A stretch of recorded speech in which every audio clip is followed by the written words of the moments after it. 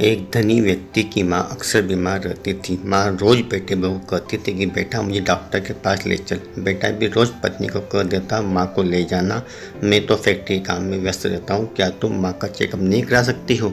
पत्नी भी लापरवाही से उत्तर दे देती, पिछले साल गई तो थी, डॉक्टर ने कोई ऑपरेशन का कहा है, जब तकलीफ होगी ले जाना, और वो अपने काम में लग जाती। बेटा भी ब्रीफकेस उठाकर चलता हुआ बोल जाता कि माँ तुम भी थोड़ी सहनशक्ति रखा करो।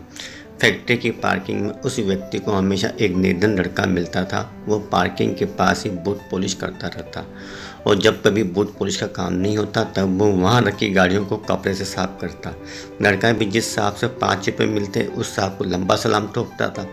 एक दिन की बात है, धनी व्यक्ति शाम को मीटिंग लेकर अपने केबिन में आकर बैठा।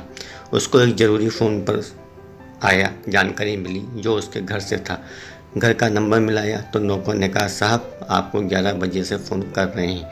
माताजी की तबीयत बहुत ख़राब हो गई थी, इसलिए बहादुर और रामू दोनों नौकर उन्हें सरकारी अस्पताल ले गए हैं। धनी व्यक्ति फ़ोन पर दहाड़ा, क्या मेम साहब घर पर नहीं है?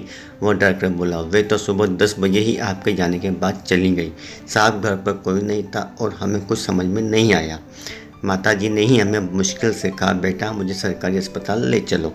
तो माली और बहादुर दोनों रिक्शा लेकर आए और साहब मैं मेम साहब का रास्ता देखने के लिए और आपको फ़ोन करने के लिए घर पर रुक गया। धनी व्यक्ति ने गुस्से एवं भारीपन से फ़ोन रखा। वो लगभग दौड़ते हुए गाड़ी निकाल कर तेज गति से सरकारी अस्पताल की ओर निकल पड़ा।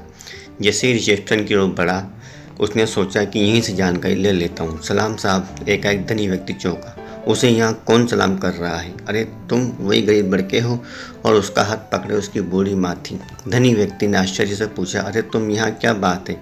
लड़का बोला, साहब मेरी माँ बीमार थी, 15 दिनों से यहीं भर्ती थी, इसलिए पैसे इकट्ठे करता था। और ऊपर हाथ करके बोला, भगवान आप जैसे लोगों का भला करे, जिनके आशीर्वाद से मेरी माँ ठीक हो गई। आज ये छुट्टी मिली है, घर जा रहा हूँ।